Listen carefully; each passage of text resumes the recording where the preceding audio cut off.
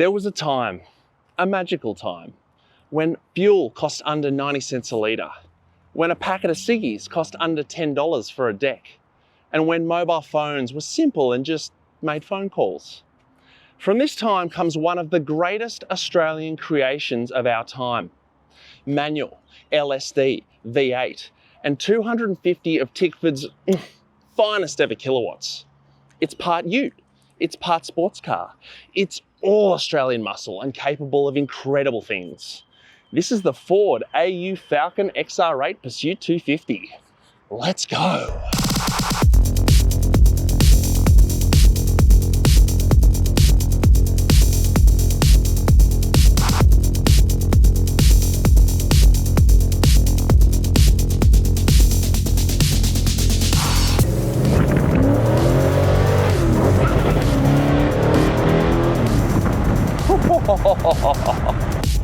Rolling out of the Broadmeadows factory for 4 glorious years from 1998 to 2002, the AU series was the 6th generation of Ford Falcon following the very successful EL series. Like many before it, the AU was available as a sedan and later a ute and a wagon. And interestingly, Ford named all of their models after F words. So you could get the Ford Falcon Forte, the Futura, the Fairmont, and the Fairlane, all with different types of interior trim, safety features, stereo, and most importantly, your choice of either straight 6 or meaty V8. Tell the people what you think about V8s. They're the best thing ever. When Ford Australia developed the AU, they absolutely threw the kitchen sink at it, spending over $700 million dollary-doos in its development. And Ford's efforts brought a host of tantalising improvements over the EL, including independent rear suspension for better handling and better skids. A single driver's airbag, just for the driver. Less weight and better fuel economy. And a new sleek yet angular design which didn't really impress much to start with.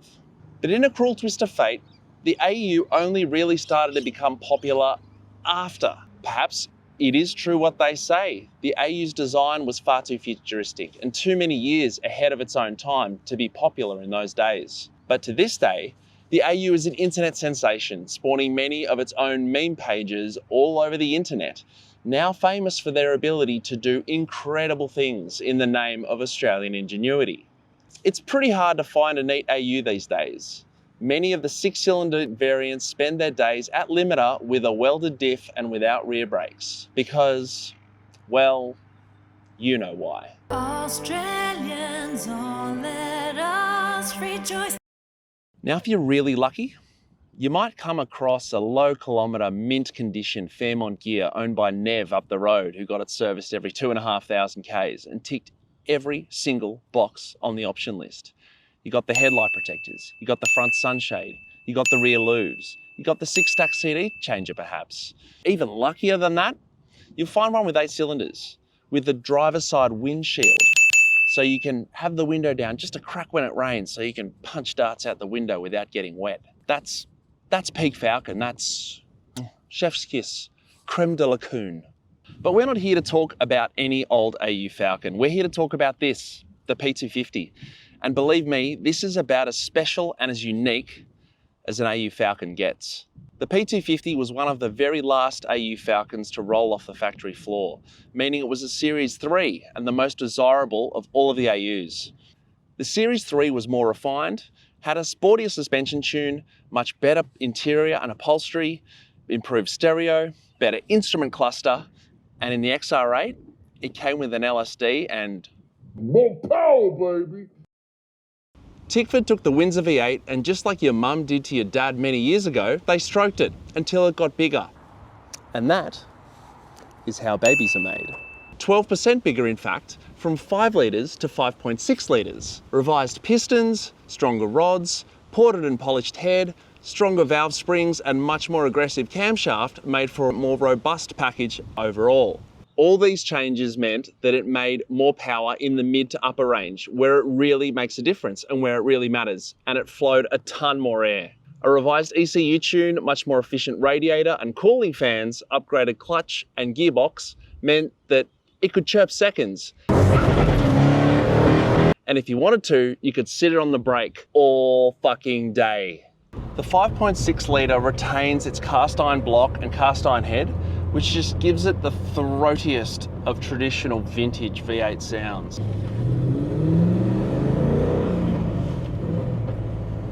I love V8s.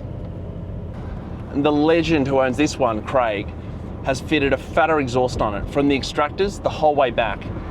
It just sounds so throaty, and the noise alone has been known to cause pregnancies.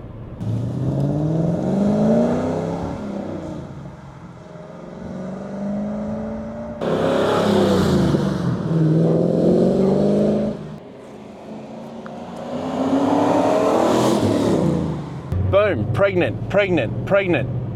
That's 3 new kids. Declining population? I think not.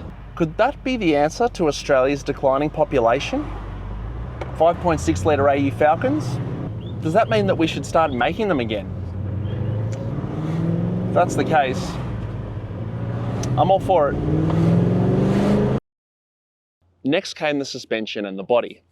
The P250 was fitted with a much stiffer shock and spring package, which really improved the handling performance and gave it much more of a sports car-like feel. And while the XR8 was half an inch lower than the standard ute body, the Pursuit 250 was even lower. It was over an inch lower. We could all use the extra inch. Tickford fitted a much more aggressive looking front bar, this upper deck spoiler up here, which gave the car a much more menacing profile on the road. Now, while all of these improvements made the P250 a much better sports car, it actually made it a far worse ute, which just doesn't make any sense at all. The lowered suspension meant that the payload needed to be reduced from 650 kilos down to 500 kilos. And they also had to make the rear tray a little bit narrower to accommodate the larger rear wheels. It also meant that Ford or Tickford or whoever had to get the car re-tow rated because they lowered it. But that was all a little bit too hard basket, so they never actually got that done.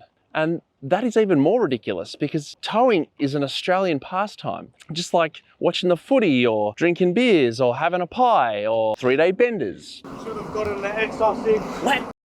And that's what makes this P250 so cool. You see, there's something so ridiculous and backwards about taking a car that's meant to be utilitarian and practical and undoing all of that in the name of making it low and fast and loud and cool. And all the things that I love about this car, the ridiculous sound, the crazy low body height, the outrageous fuel consumption, all these things make me so happy. But they make me sad at the same time. You see, car makers do the safe thing these days. Make it cool, but make it practical. Make it cool, but make it profitable for the shareholders. Make it cool, but fill it with batteries. Nah, I don't want any of that. I'll take this. And this, in my opinion, is the last of the great Australian cars and Aussie-made V8 utes. You can keep your flat plane cranks, you can keep your turbos, keep your double overhead cams. I don't want any of that. This is ridiculous, outrageous, impractical, blunt Aussie awesomeness made for Australians by Australians. And if you own one of these things, do us all a favour. Don't keep it locked away in a shed. Don't keep it covered and pristine for the future. Get out there and drive the thing. Rev match down unnecessarily. Drive in second gear below freeway speed. When you get through a tunnel, pin the throttle to the firewall and remind all of us just how amazing Australian V8s used to be. You may consider yourself a Holden person, you may consider yourself a Ford person. There were races every weekend that divided us. That's no longer the case. Today and now, we're part of a dying breed. We're together, we're one. So join me, my Australian brothers and sisters, in that warm, delicious, comfortable, and noisy part of Australian history when Aussies made amazing V8s and nothing else mattered. Thanks for watching. See you on the next one. You want to say hello? What's your name? Heath. Heath? What do you reckon? What do you reckon about this? It's beautiful. You'd have one? Yeah. Yeah? Are you a Holden or a Ford guy? Ford. Ford guy? Yeah. My man. Give me car company. Yeah, that's fantastic. Have you ever heard of V8 before? You want to hear one? All right, this is for you, Heath. You want to give it a rev? Nah? Okay, I'll do it for you. Oh. You reckon it sounds good, Heath? Yeah, Tell the people what you think about V8s. they're the best thing ever. Hell yeah, my man. Good man. Catch you later. And all you guys should subscribe too. Yeah, you gotta listen to Heath. He makes the rules, don't you? Yeah. Good on you, I will. Heath. Take it easy, mate. You.